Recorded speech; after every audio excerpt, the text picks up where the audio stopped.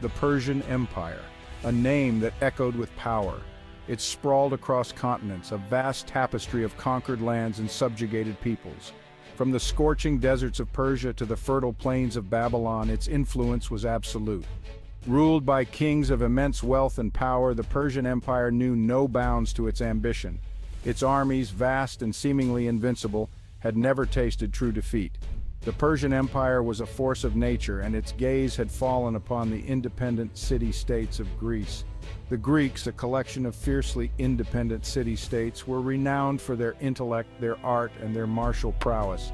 They valued freedom above all else. This made them a tempting target for the Persians, who saw the conquest of Greece as the ultimate prize.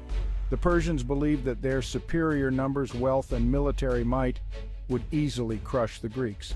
Little did they know that they were about to encounter a resistance unlike any they had ever seen. The Persian Empire, under the reign of Cyrus the Great and his successors, had grown to encompass most of the ancient world. From the Indus River in the east to the Aegean Sea in the west, the Persian Empire was a force to be reckoned with.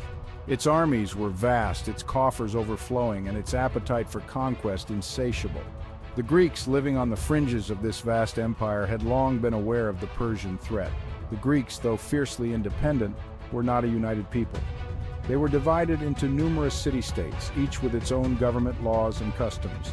The most powerful of these city-states were Athens, known for its democracy and naval prowess, and Sparta, a warrior society renowned for its military discipline and courage. Despite their differences, the Greeks shared a common language, culture, and religion. The Persians, accustomed to dealing with submissive populations, viewed the Greeks with a mixture of curiosity and disdain. They saw the Greeks as undisciplined and fractious, easy prey for their mighty armies. The Persians believed that their superior numbers and resources would quickly bring the Greeks to heel. They underestimated the Greeks' fierce love of freedom and their willingness to fight for it. Darius I, the great king of Persia, was not a man accustomed to failure. The humiliating defeat of his forces at Marathon in 490 BC had wounded his pride. He had underestimated the Greeks, their courage, and their tactical brilliance. Darius vowed to avenge this defeat and bring the Greek city-states to heel. The Battle of Marathon was a watershed moment in Greek history. It showed that the Persians were not invincible. A small, determined force of Athenian hoplites, heavily armed infantrymen, had routed a much larger Persian force. The victory at Marathon sent shockwaves through the Persian Empire and boosted the morale of the Greeks.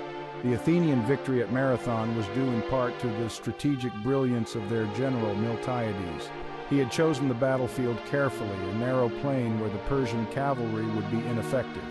The Athenian hoplites, fighting in a tightly packed formation known as a phalanx, had repelled wave after wave of Persian attacks.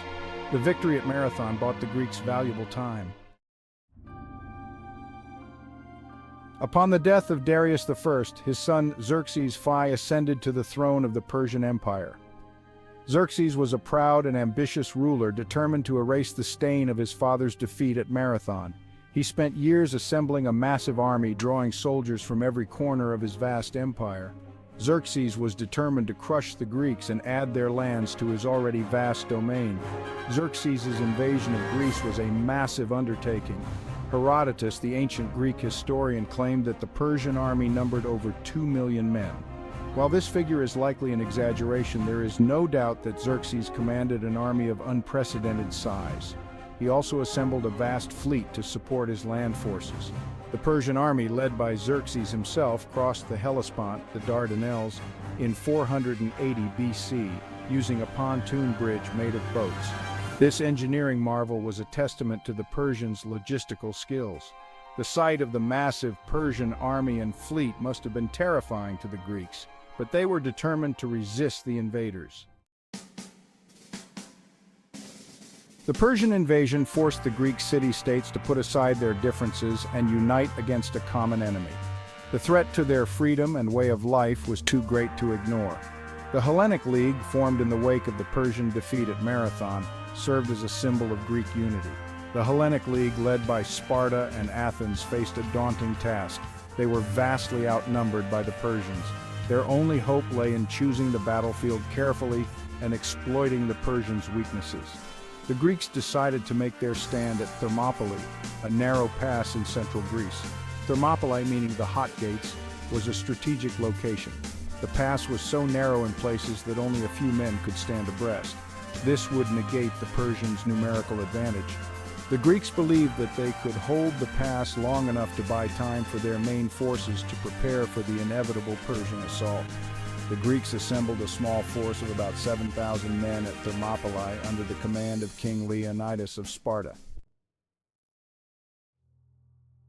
The Pass of Thermopylae, even the name sent shivers down the spines of seasoned warriors. Flanked by towering cliffs and the unforgiving Aegean Sea, it was a natural bottleneck. For the Greeks, it was the perfect killing ground. Here, they would make their stand, a small force of free men against the might of the Persian Empire. The Persians, accustomed to vast open plains, were unimpressed by the sight of the narrow pass. They were confident that their superior numbers would overwhelm the Greeks. Xerxes sent messengers to Leonidas demanding the Greeks lay down their weapons. Leonidas's response was simple and defiant. "Molon Labe, come and get them." For days, the Greeks held the pass against wave after wave of Persian attacks. The Spartans, renowned for their discipline and ferocity in battle, fought like lions. Their bronze armor and shields gleamed in the sunlight as they repelled every Persian assault. The Persians, despite their vast numbers, were unable to break through. Leonidas and his 300 Spartans, an unbreakable wall. Leonidas, king of Sparta. His name has become synonymous with courage, discipline, and unwavering resolve. He knew that he and his 300 Spartans were marching to their deaths. Yet they went willingly, for Sparta was their mother, and they, her loyal sons. They were the shield wall that protected Greece from the Persian onslaught. The Spartans were more than just warriors. They were a brotherhood forged in the fires of constant training and unwavering discipline. They lived and breathed warfare. They feared dishonor more than death. Each Spartan was a weapon honed to a razor's edge. They fought as one, their shields interlocked, an impenetrable barrier against the Persian tide. Xerxes, growing impatient with the delay, unleashed his best troops, the Immortals, on the Greeks. The Spartans, outnumbered but not outmatched, fought with a fury that sent the Immortals reeling. Day and night, the battle raged. The Persians, despite suffering heavy losses, continued to attack, driven by Xerxes' rage and their own fear of failing their king. The Greeks, exhausted but resolute, fought on, their courage fueled by their love of freedom and their hatred of the invaders. At night, under the cover of darkness, the Greeks would tend to their wounded, repair their defenses, and prepare for the next day's onslaught.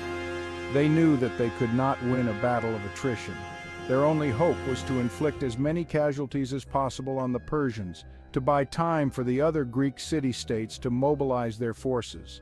The Spartans, masters of warfare, used the terrain to their advantage. They funneled the Persians into the narrowest parts of the pass, where their superior numbers counted for little. The Greeks fought with a ferocity that bordered on madness, their desire to protect their homeland lending them superhuman strength.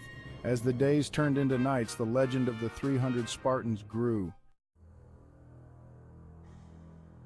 The Greeks fought with the strength of 10 men, but their valor was not enough. A traitor lurked in their midst, a man named Ephialtes, driven by greed and the promise of Persian gold. He revealed to Xerxes the existence of a secret goat path, a treacherous trail that bypassed the Spartan defenses. The news of Ephialtes' betrayal struck Leonidas like a thunderbolt. He knew that the game was up. The Persians, using the secret path, would be able to outflank the Greeks, trapping them between two armies. He dismissed most of his army, urging them to live to fight another day. He and his 300 Spartans, along with a small contingent of Thebans and Thespians, would remain to hold the pass, a rearguard action to buy time for their comrades to escape. The betrayal of Ephialtes cast a long shadow over the Greek defense. It was a stark reminder that even the bravest of men could be undone by treachery. The Spartans, facing certain death, prepared for their final stand. They would make the Persians pay dearly for every inch of Greek soil. The Spartans' final stand, a testament to courage. The air crackled with tension. The Persians, sensing victory, surged forward, their ranks bolstered by the knowledge that the Greeks were surrounded. The Spartans, their backs to the sea, formed a tight phalanx, their shields a wall of bronze against the coming storm.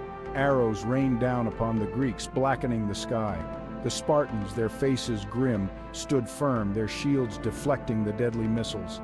The Persians, their ranks swelling, crashed against the Spartan lines like waves against a cliff. The ground trembled beneath the onslaught. The Spartans, though weary and wounded, fought with the fury of cornered wolves. Their spears, broken in the relentless assault, were replaced by swords, their shields shattered but still held high. They gave no ground, asking for no quarter. They were Spartans, and they would die as they lived free.